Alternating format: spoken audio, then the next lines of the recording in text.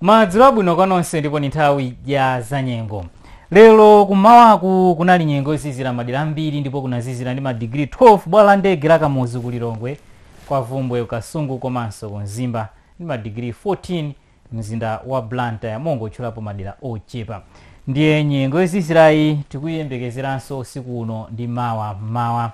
Ndiye chonde ofunika ndithu kugona malo ofunda bwino. Komanso tipewe kugona ndi mbawula yoyaka mnyumba kupa kufera kutulo. Tikuyembekezeranso nyengo ya mvula madera ena mchigawo cha kumpoto.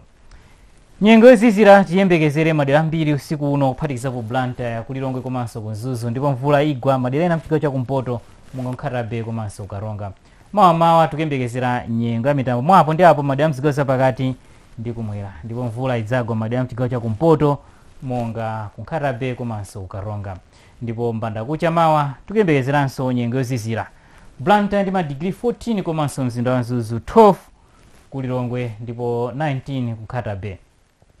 Mawa masana tikuyembekezera nyengo ya dzuwa mwapo ndi apo ku Nsanje komanso Chikwawa, koma nyengo ya mvula tiyembekezere madera ochepa mchigawo chakumwera makamaka madera okwera. Mitambo yochuluka idzaoneka madera mchigawo chapakati monga ku Lilongwe, ku Mchinji, Kudowa komanso Kasungu. Tikuyembekezeranso nyengo ya mitambo madera ambiri mchigawo cha kumpoto ndipo mvula idzagwa ku Karonga.